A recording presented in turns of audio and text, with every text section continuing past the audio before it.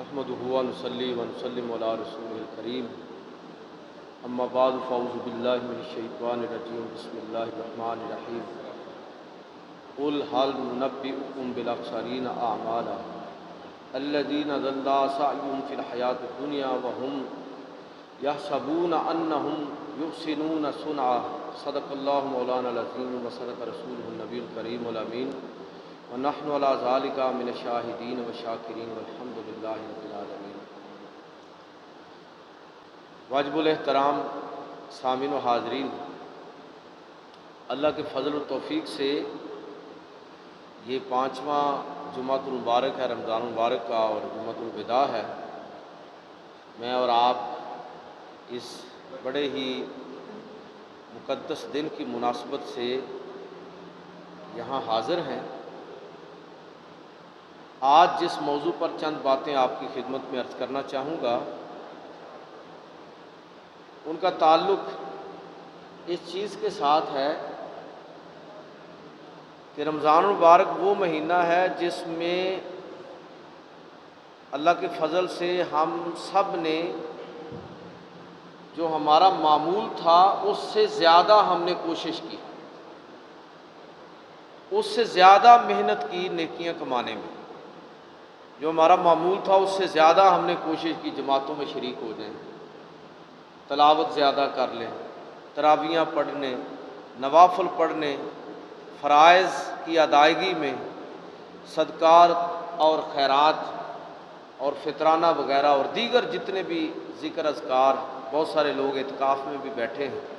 تو کہنے کا مطلب یہ ہے کہ یہ وہ مہینہ ہے کہ جس میں جو معمول ہے اس سے زیادہ نیکیاں کرنے کا موقع بھی ملا، اور اللہ کے فضل سے ہم سب نے کسی نہ کسی درجے میں کوشش بھی زیادہ کی۔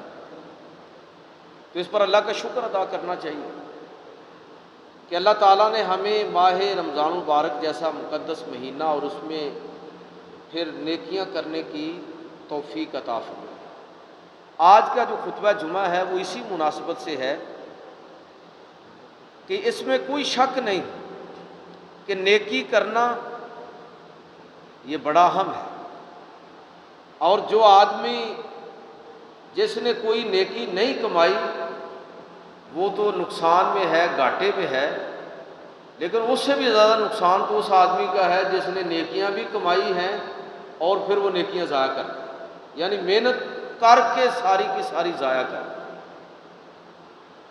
اللہ تعالیٰ قرآن مجید فرقان حمید کے اندر ارشاد فرماتا ہے کہ کل اے پیارے حبیب صلی اللہ علیہ وسلم آپ فرما دیجئے حال ننبئکم بالاخسرین اعمالا، کہ میں تمہیں ایسے لوگوں کے بارے میں نہ بتاؤں کہ جو عمل کے اعتبار سے خسارے میں ہے، خسارے کے اندر ہے۔ الذین ضل سعیہم فی الحیاۃ الدنیا، اور یہ وہ لوگ ہیں کہ جن کی دنیا کے اندر، دنیا کی زندگی کے اندر کی گئی ساری محنت ضائع چلی گئی۔ وَهُمْ يَحْسَبُونَ أَنَّهُمْ يُحْسِنُونَ صُنْعًا، اور وہ یہ سمجھ رہے ہیں کہ انہوں نے بڑی نیکیاں کی، وہ اس غلط فہمی کے اندر مبتلا ہیں کہ انہوں نے بڑی نیکیاں کی ہیں، لیکن ان کی ساری نیکیاں اکارت چلی گئیں، ضائع چلی گئیں۔ یہ کون لوگ ہیں کہ جن کی نیکیاں کرنے کے باوجود بھی برقرار نہ رہ پائیں اور ضائع ہو گئی؟ یہ وہ لوگ ہیں جنہوں نے اصل میں اپنی نیکیوں کی حفاظت نہیں کی۔ ایک حدیث سے میں اپنی گفتگو کو آگے بڑھاؤں گا کہ نبی کریم صلی اللہ علیہ وسلم نے ایک دفعہ صحابہ کرام سے خطاب کرتے ہوئے فرمایا کہ اے میرے صحابہ، نبی صلی اللہ علیہ وسلم معلم ہے اور سب سے بہترین معلم ہے، تو آپ بسا اوقات صحابہ کو کوئی بات بتاتے تھے اور بسا اوقات ان کو متوجہ کرنے کے لیے سوال اٹھاتے تھے۔ تو آپ نے سوال کیا کہ اے میرے صحابہ، مال مفلس، کہ یہ بتاؤ کہ مفلس کون آدمی ہوتا ہے؟ تو صحابہ نے عرض کیا اللہ کے رسول، وہ شخص جس کے پاس کوئی درم اور دینار نہ ہو، مال و دولت نہ ہو، وہ مفلس ہے۔ دنیا کے اعتبار سے تو ظاہر مفلس کی یہی تعریف بنتی ہے، لیکن پیغمبر کی شان یہ ہے کہ وہ دنیا میں رہتے ہوئے بھی ہمیشہ لوگوں کو آخرت کی طرف متوجہ کرے۔ تو نبی کریم صلی اللہ علیہ وسلم نے ارشاد فرمایا، کیا میرے صحابہ، میری امت کا مفلس وہ شخص ہوگا قیامت کے دن اس حال میں اللہ کی بارگاہ میں آئے گا کہ اس کے پاس بڑی نیکیاں ہوں گی،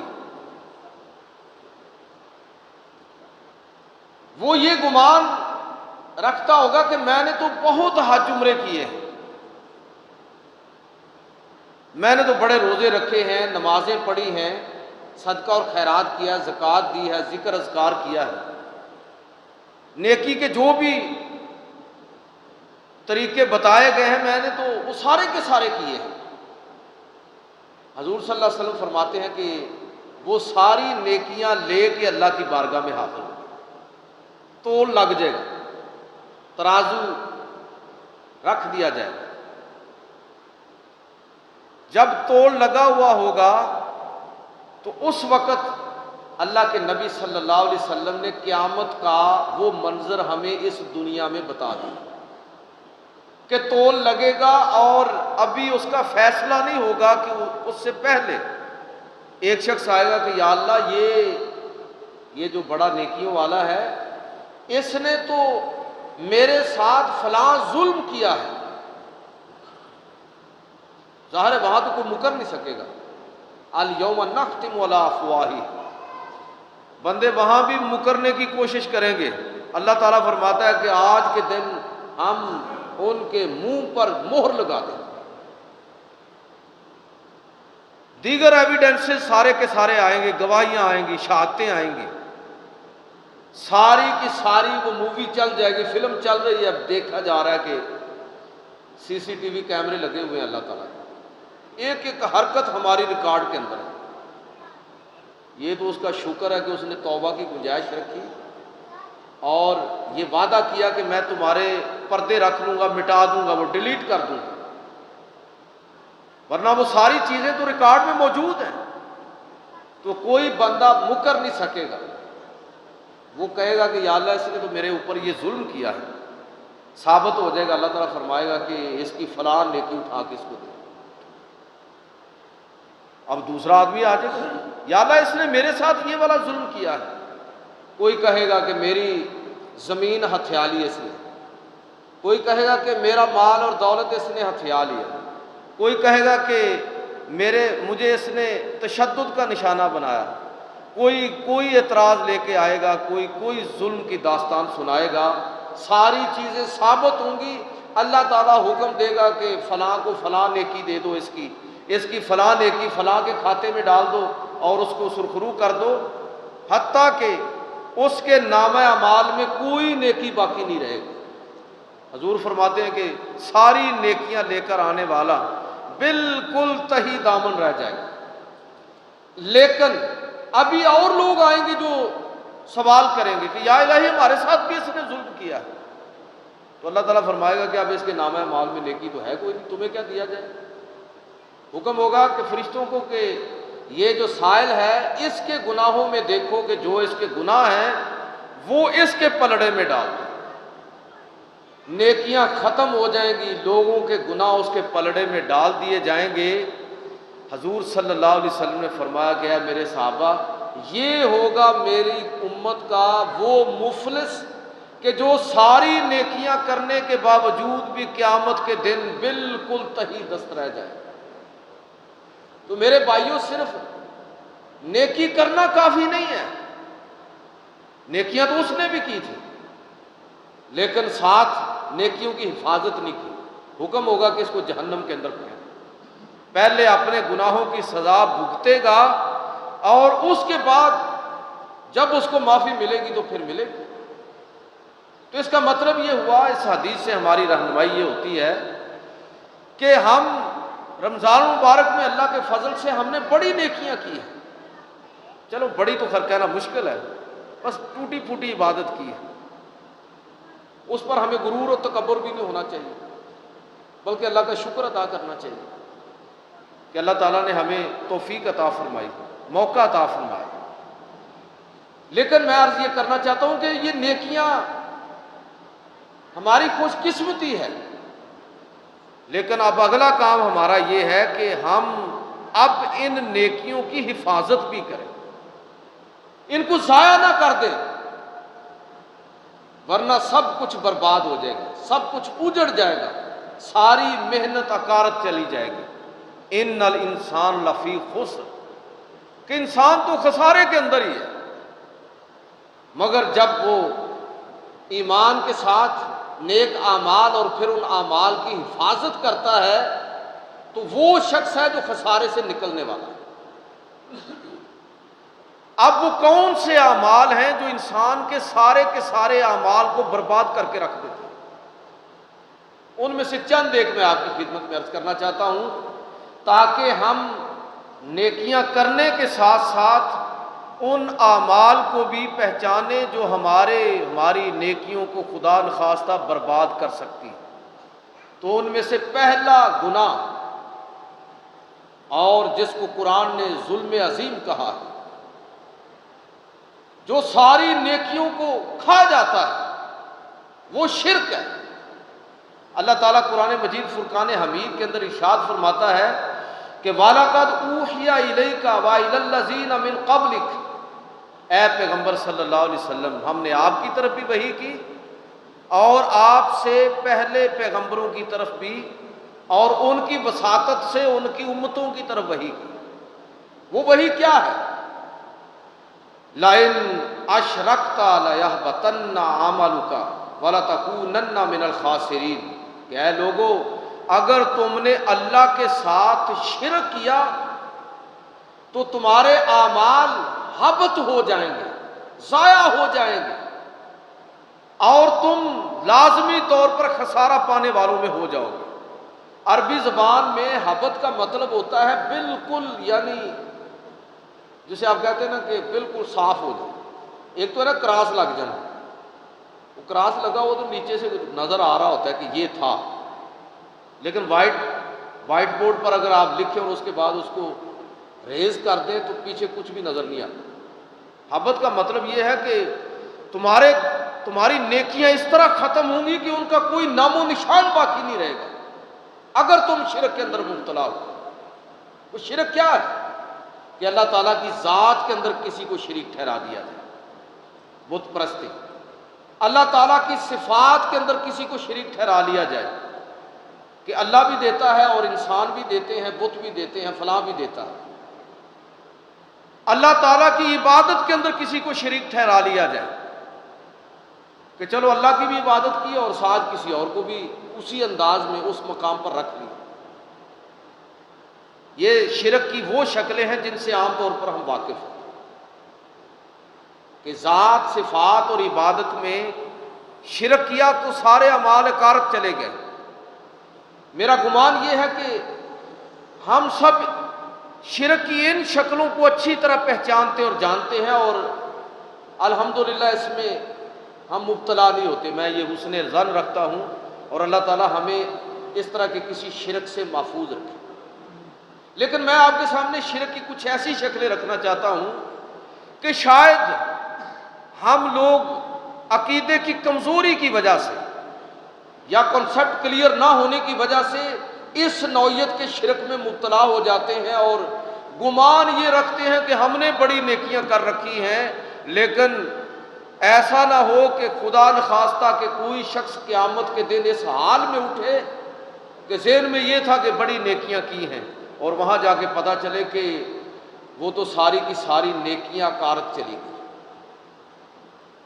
اور ان میں سے اکارت کرنے والا پہلا عمل شرک کے اندر مبتلا ہونا، جس کے بارے میں اللہ تعالیٰ یہ فرماتا ہے کہ ان اللہ لا یغفر ان یشرک بہ ویغفر ما دون ذلک لمن یشاء، کہ اللہ تعالیٰ بالکل معاف نہیں فرمائے گا کہ اس کے ساتھ کسی کو شریک ٹھہرائے گا۔ اس کے علاوہ کوئی اور گناہ ہے اخلاقیات سے متعلق تو اس میں اللہ تعالیٰ چاہے گا تو معاف فرما دے گا۔ وَمَن یشرک باللہ، اور جس نے اللہ کے ساتھ کسی کو شریک ٹھہرایا فقد افترا اسم عظیما، تو وہ شخص ہے کہ جو بہت بڑے گناہ کے اندر مبتلا ہو، جس کو قرآن کہتا ہے کہ ان الشرک لظلم عظیم، کہ شرک سب سے بڑا ظلم ہے۔ تو میں عرض کر رہا ہوں کہ ذات، صفات اور عبادت میں شرک تو شاید ہم پہچانتے ہیں، لیکن شرک خفی کی بعض ایسی شکلیں کہ جن کے اندر مبتلا ہو سکتا ہے کہ کوئی ہو جائے، اس سے بھی اپنے آپ کو بچانا ہے۔ وہ کیا شکلیں؟ مثلا ایک تو یہ ہے کہ خواہشات نفس کو اس مقام پر رکھ لینا جو مقام خدا اور رسول کا ہے۔ غور فرمائیے ذرا کہ اپنی خواہشات، اپنی عصبیتیں، اپنے مفادات، اپنی روایات انسان کو اس درجے عزیز ہو جائیں کہ وہ خدا اور رسول کو بھول کر ان کو ترجیح دینے لگے۔ اللہ تعالیٰ قرآن پاک کے اندر ارشاد فرماتا ہے ارأیت من اتخذ الہہ ہواہ، اے پیغمبر صلی اللہ علیہ وسلم آپ نے دیکھا ہے اس شخص کو کہ جس نے اپنی خواہشات کو اپنا معبود بنا لیا، خواہش نفس کو اتنا غالب کر لیا۔ حدیثوں میں آتا ہے کہ اگر کوئی شخص اپنی خواہش نفس کے تابع ہو کر شراب نوشی کرنے لگا، حدیث شریف میں ہے کہ جب وہ آدمی شراب پیتا ہے تو ایمان فزیکلی اس کے جسم سے الگ ہو کے ایک طرف کھڑا ہو جاتا ہے، اور خدا نخواستہ کوئی بدکاری کے اندر مبتلا ہو جائے تو ایمان وہاں سے نکل کر، حضور نے فرمایا لا یزنی زانی وہو زانی، کہ جب کوئی زانی زنا کرتا ہے تو وہ مومن نہیں ہوتا، جب کوئی شرابی شراب پیتا ہے تو مومن نہیں ہوتا، ایمان ایک طرف کھڑا ہو جاتا ہے۔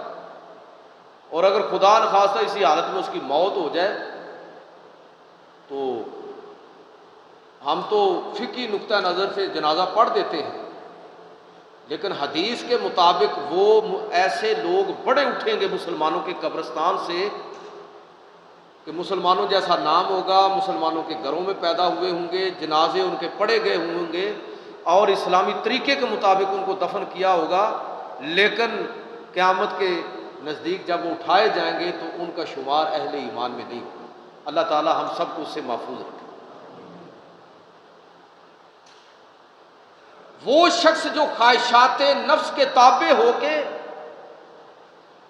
اتنا مغلوب ہوا کہ اس کو خدا اور رسول کی جگہ پر رکھ لیا، اپنی روایت کو اتنی ترجیح دی کہ اس کے مقابلے میں خدا اور رسول کے حکم کو نظر انداز کر دیا، اپنے مفادات کو اتنا عزیز جانا کہ اللہ اور اللہ کے رسول کا حکم اس پر قربان کر دیا، تو یہ وہ شخص ہے جس نے اصل میں خواہشات نفس کو اپنا خدا بنا رکھا ہے۔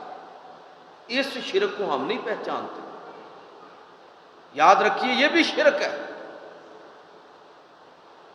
یہ بھی شرک ہے کہ ہم کسی شخصیت کو، فزیکلی کسی شخصیت کو اس مقام پر لے جائیں جو مقام خدا اور رسول کا ہے۔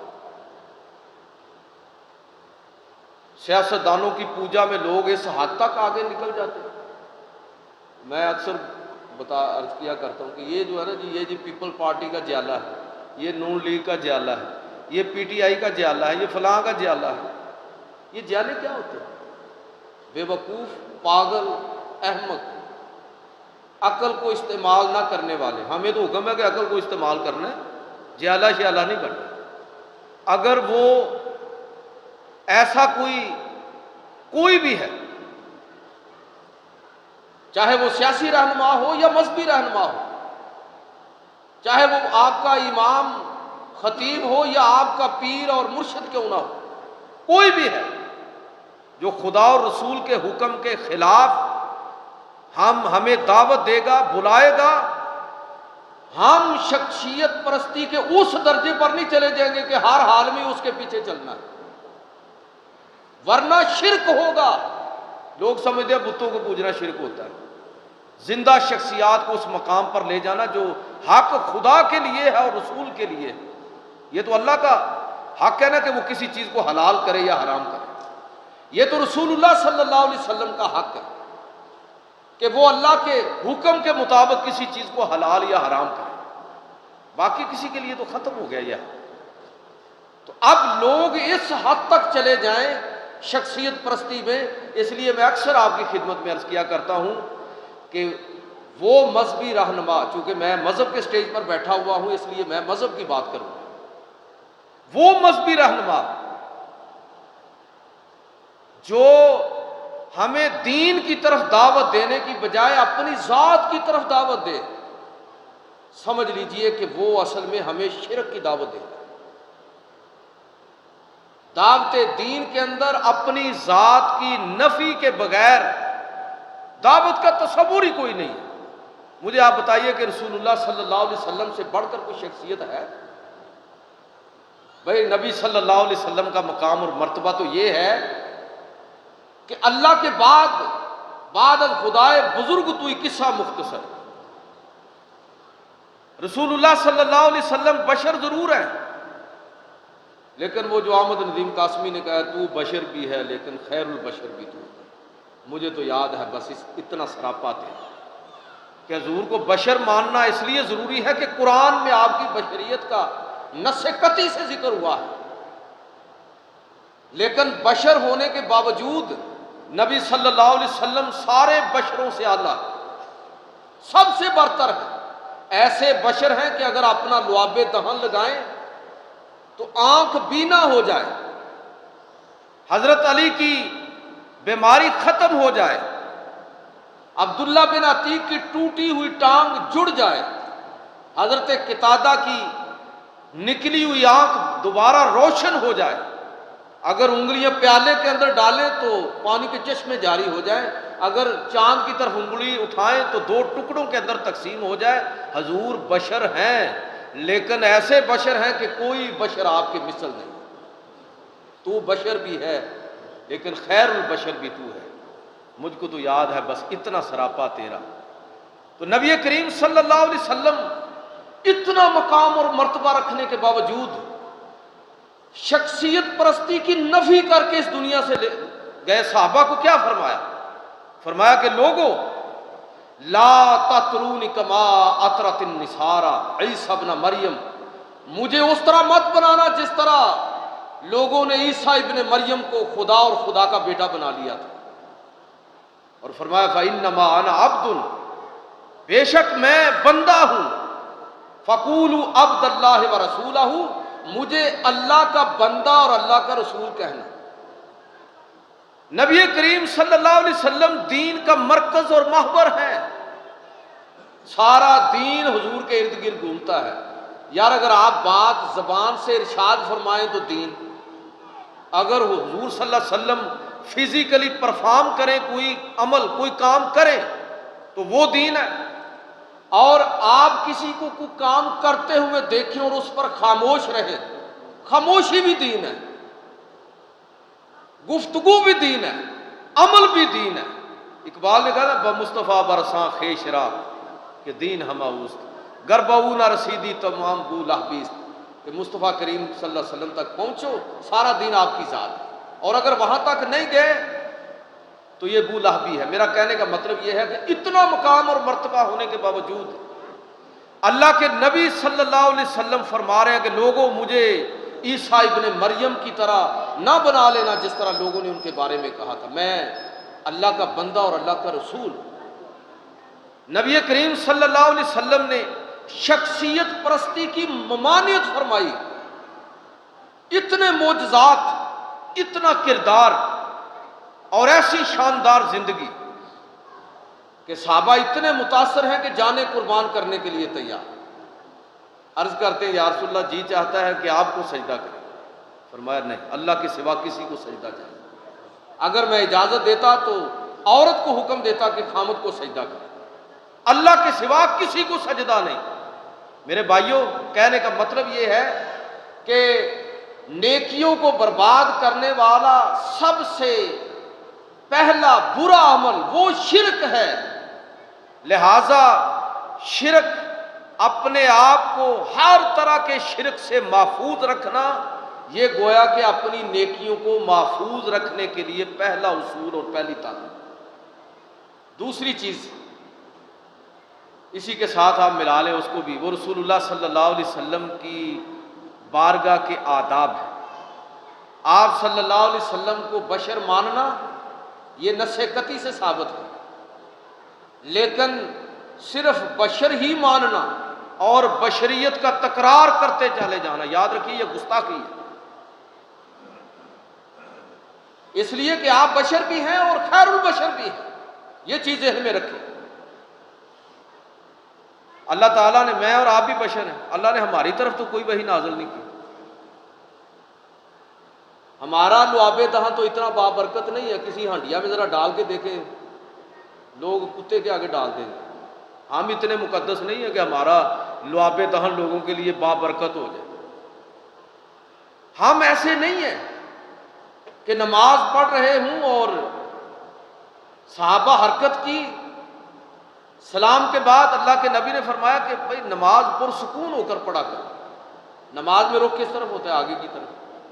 نماز مقتدی کدھر کھڑے ہیں؟ پیچھے۔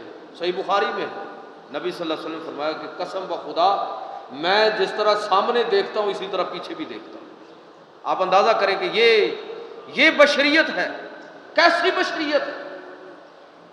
صرف یہی رٹ لگائے چلے جانا کہ حضور بشر ہیں۔ او بھائی بشر ہیں، قرآن میں ہے، لیکن یہ بشریت کس طرح کی ہے؟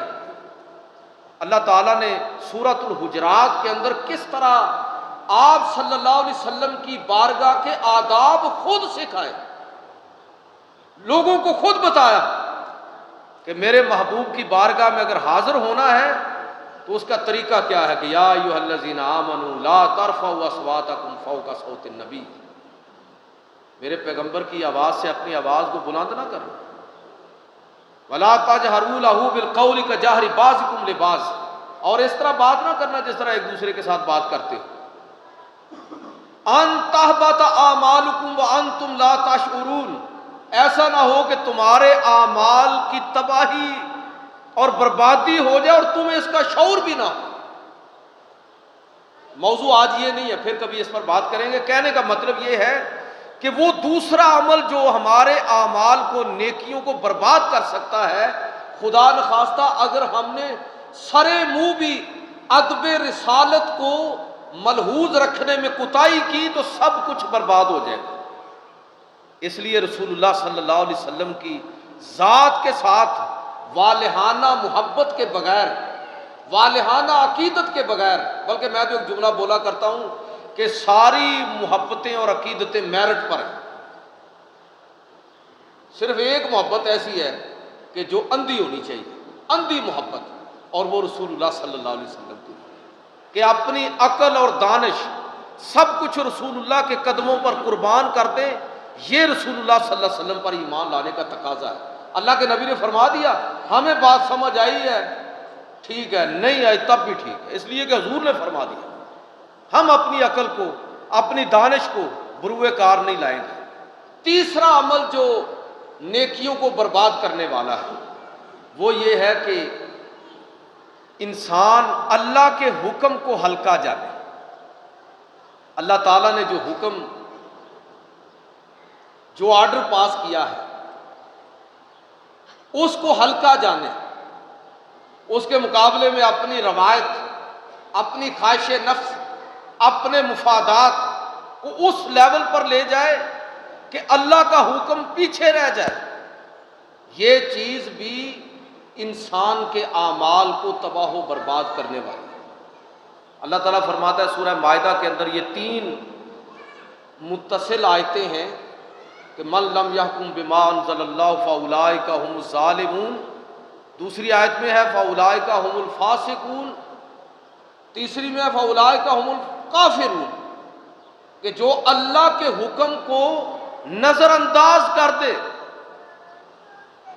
اللہ تعالی کا حکم آ گیا، خبر پہنچ گئی کہ یہ تو اللہ کا حکم ہے، میں جو کر رہا ہوں یہ غلط کر رہا ہوں، تو سرنڈر کر دے۔ اگر اس نے اس کے بعد اللہ کا حکم سننے کے بعد جاننے کے بعد، علم میں آنے کے بعد پھر اگر اس نے اس پر جسارت کی تو یہ وہ شخص ہے، انکار کرے گا تو کافر ہے، اور اگر وہ نفس کے دھوکے کے اندر اپنے آپ کو ڈال لے گا تو وہ فاسق ہے، ظالم ہے۔ لہٰذا اگر ہم چاہتے ہیں کہ اپنی نیکیوں کی حفاظت کریں، جو نیکیاں ہم نے رمضان میں کمائی ہیں، تو اس کا پھر طریقہ یہ ہے کہ ہم اللہ کے حکم کو، اللہ کے فرض کو ہر حال میں اپنی ہر چیز پر ترجیح دینے والے بن جائیں۔ نبی کریم صلی اللہ علیہ وسلم، حضرت ابو ہریرہ رضی اللہ تعالیٰ عنہ بیان کرتے ہیں کہ حضور صلی اللہ علیہ وسلم نے ایک دفعہ فرمایا کہ تم میں سے کون شخص ہے کہ مجھ سے ایسی چیزیں سیکھے کہ خود بھی سیکھے، عمل کرے اور دوسروں کو بھی سکھائے جو اس پر عمل کرنے والے ہوں۔ کہتے ہیں میں کھڑا ہوں، یا رسول اللہ میں یہ کام کروں۔ کہتے ہیں حضور نے میرا ہاتھ پکڑ لیا اور 5 باتوں کی مجھے نصیحت فرمائی۔ ہمارے موضوع کے ریلیونٹ تو ایک ہی بات ہے، لیکن میں پوری حدیث آپ کو سنا دیتا ہوں۔ حضرت ابو ہریرہ کہتے ہیں کہ نبی صلی اللہ علیہ وسلم نے میرا ہاتھ پکڑا اور فرمایا کہ ابو ہریرہ اتق المحارم تکن اعبد الناس، کہ اللہ تعالیٰ نے جن چیزوں کو حرام قرار دیا ہے ان سے بچے رہو، سب سے بڑے عبادت گزار بن جاؤ۔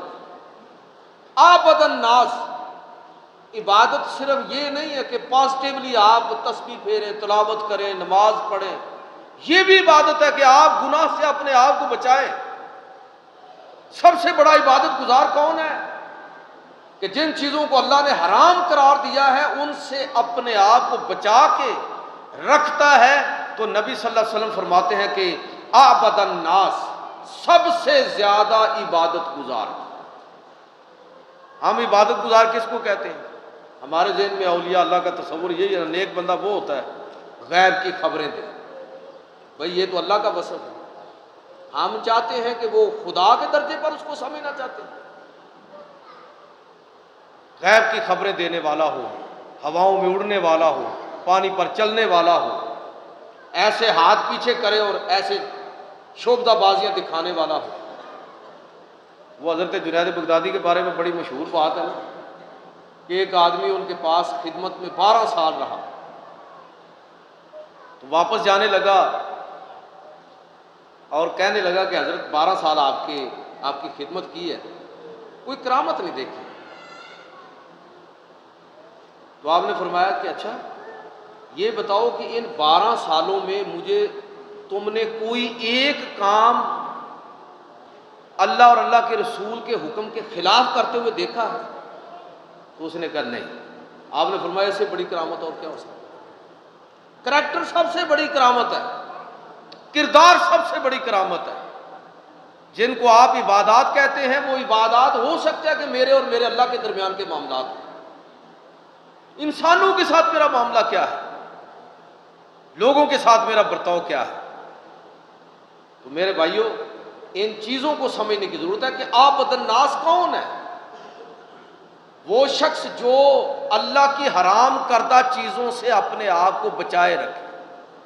اس لیے میں اکثر یہ عرض کیا کرتا ہوں کہ ہم نے دین کے حوالے سے جو غلط کانسیپٹ ہمارے ذہن میں بیٹھے ہوئے ہیں ان میں سے ایک یہ ہے کہ روزے رکھے آدمی تو سارے گناہ معاف ہو جاتے ہیں، حج اور عمرہ کرے اگلے پچھلے سارے گناہ معاف ہو گئے۔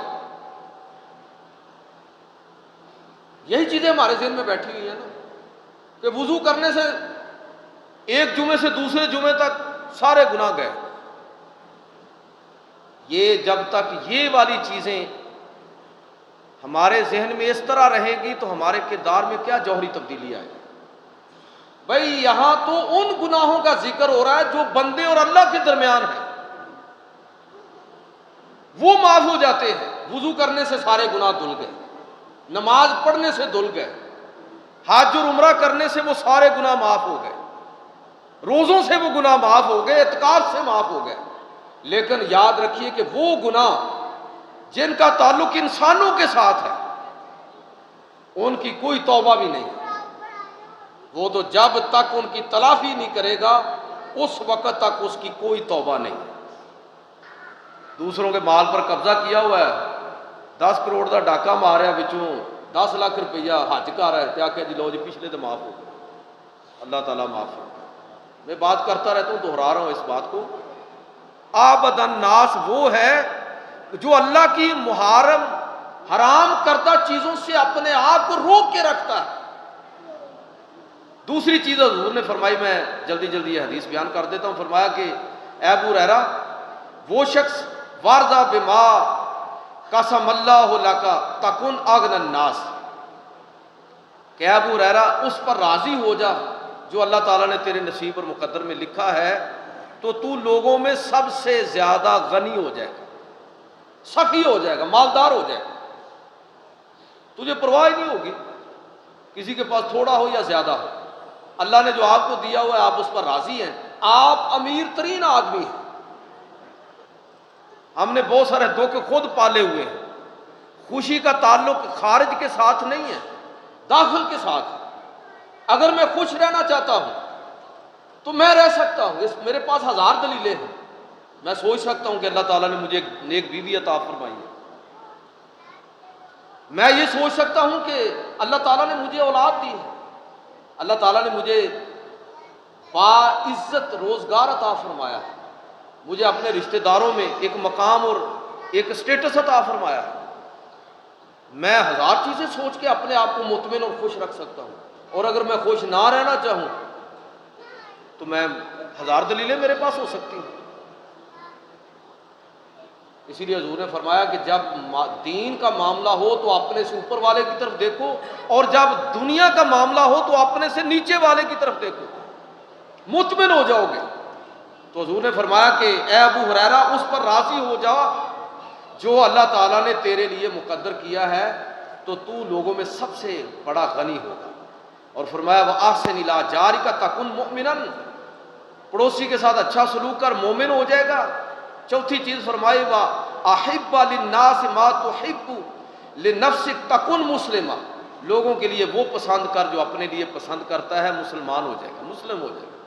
اور فرمایا وَتُكْثِرِ الضَّحْكَ فَإِنَّ كَثْرَةَ الضَّحِكِ تُمِيتُ الْقَلْبَ، اور کثرت سے زیادہ ہنسنے سے، ہر وقت ٹھٹھا مذاق، اس سے اپنے آپ کو بچاؤ کہ یہ دلوں کو مردہ کرنے والا ہے۔ میرا کہنے کا مطلب یہ ہے کہ اگر ہم چاہتے ہیں کہ اپنی نیکیوں کی حفاظت کریں، جو نیکیاں ہم نے کمائی ہیں رمضان کے اندر، تو بس اس کا یہی طریقہ ہے کہ ہم ان اعمال سے اپنے آپ کو بچائیں۔ اور ان میں سے تیسری چیز جو میں نے آپ کی خدمت میں عرض کی وہ یہ ہے کہ اللہ کے حکم کو ہم کبھی بھی نہ ٹالیں، اور اللہ کی حرام کردہ محرمات سے اپنے آپ کو بچا کے رکھیں۔ آخری بات کہ اللہ تعالیٰ نے ہمیں اپنی نیکیوں کی حفاظت کا ایک ذریعہ اور طریقہ یہ بھی بتایا کہ ہم یہ سوچیں، مثبت ذہن رکھیں۔ مجھے ذرا یہ بتائیے کہ اگر میں کسی کا برا کرنا چاہتا ہوں اور اللہ نہیں چاہتا، کیا ہو سکتا ہے؟ اور میں کسی کا بھلا کرنا چاہتا ہوں اور اللہ کو مقصود نہیں ہے، اس کی آزمائش ہے، تو نہیں ہو سکتا۔ جب کسی کے لیے برا سوچنے سے، برا کرنے سے نہیں ہوگا، تو مجھے یہ بتائیے کہ مجھے اور آپ کو برا سوچنے کی ضرورت کیا ہے؟ کیوں نہ ہم مثبت ذہن رکھیں، ہمیشہ پازیٹو رہیں۔ ہماری اپروچ یہ ہو کہ ہم دوسروں کا کم از کم یہی ہے کہ ہم دوسروں کا بھلا کرنے سے تو رہے، اتنی طاقت ہی نہیں ہے، لیکن اگر ہم نے اتنا ہی سوچ لیا نا کہ اگر ہمارے پاس طاقت ہوتی، ہمارے پاس توفیق ہوتی، تو ہم اس کا بھلا کرتے، اس کی مدد کرتے، تو اس نیت کی وجہ سے اللہ تعالیٰ اس نیکی کا اجر و ثواب عطا فرما دے۔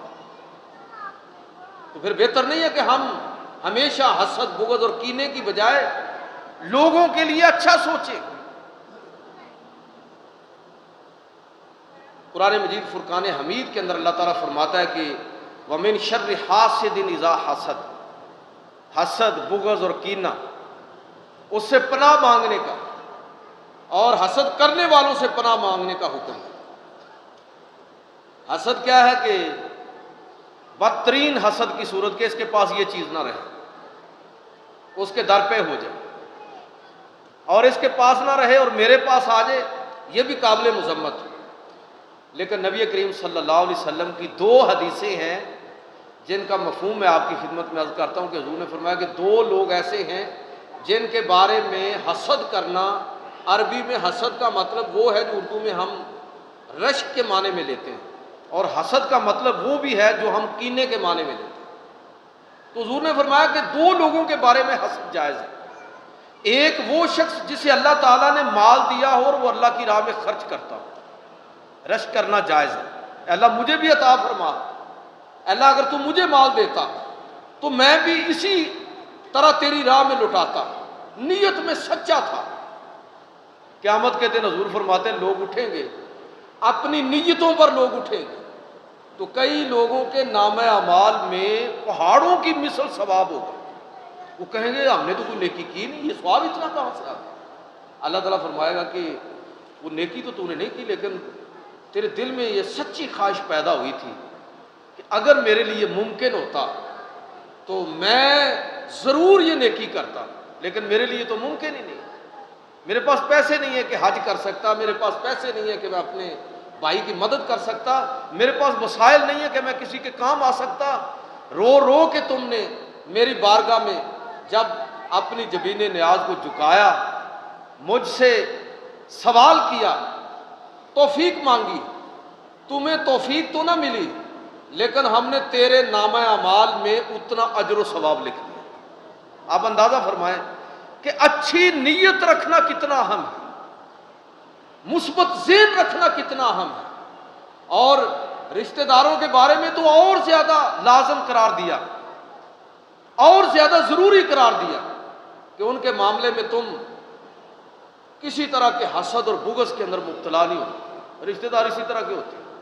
نبی صلی اللہ علیہ وسلم نے فرمایا کہ تم اس چکر میں نہ پڑنا کہ دوسرا تمہارے ساتھ احسان کرے گا تو تم احسان کرو، دوسرا نیکی کرے گا تو تم نیکی کرو، بلکہ تم نے ہر حال میں نیکی کرنی ہے۔ پہلے میں آپ کو وہ حدیث پوری سنا لوں۔ حضور نے فرمایا لا حسد الا فی اثنتین، دو لوگوں کے علاوہ کسی کے ساتھ حسد جائز نہیں۔ رجل آتاہ اللہ القرآن فهو یقوم به آناء اللیل وآناء النہار، کہ وہ شخص جس کو اللہ نے قرآن عطا فرما دیا، قرآن کا علم عطا فرما دیا۔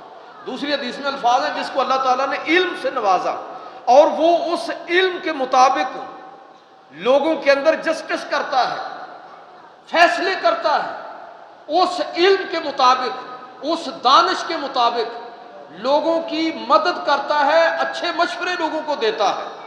ایک تو اس شخص کے بارے میں فرمایا کہ اس پر رشک کرو، اور دوسرا وہ شخص کہ وَرَجُلٌ آتَاهُ اللَّهُ مَالًا فَهُوَ يُنْفِقُ مِنْهُ آنَاءَ اللَّيْلِ وَآنَاءَ النَّهَارِ، اور وہ شخص جس کو اللہ نے مال دیا ہو اور دن اور رات وہ اس کو جہاں ضرورت ہوتی ہے اس کو صرف کرتا ہے، تو ان دو لوگوں کے بارے میں تم رشک کر سکتے ہو۔ میں بات مکمل کر کے ختم کرنے لگا ہوں۔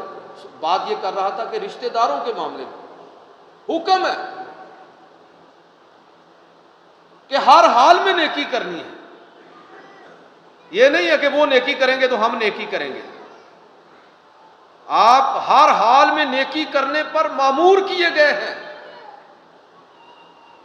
اگر وہ زیادتی بھی کریں تو تب بھی تمہیں اللہ نے فہم عطا فرمایا، تمہیں سمجھ عطا فرمائی ہے، تم پھر بھی اس کا بدلہ نہیں لے سکتے۔ زیادہ سے زیادہ یہ ہو سکتا ہے کہ لا تعلق آدمی ہو جائے، لیکن ظلم کا جواب ظلم کے ساتھ نہیں دے سکتے۔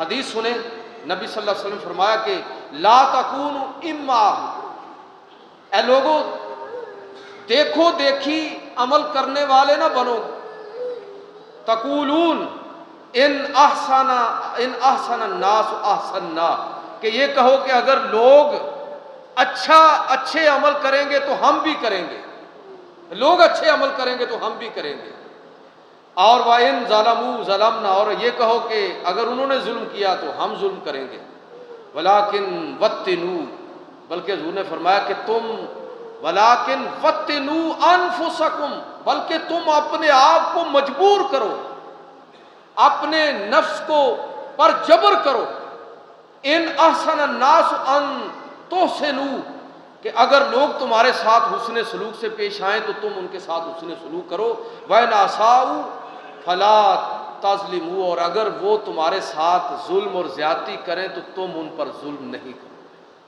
ہر حال میں احسان کرنا، ہر حال میں نیکی کرنا، حسد اور کینے سے اپنے آپ کو بچا کے رکھنا، اللہ کے حکم کو ہر چیز پر ترجیح دینا، آداب رسالت کا لحاظ کرنا اور شرک کی ہر شکل سے اپنے آپ کو بچا کے رکھنا، یہ وہ اعمال ہیں جو ہماری نیکیوں کی حفاظت کا سبب اور ذریعہ ہوں گے۔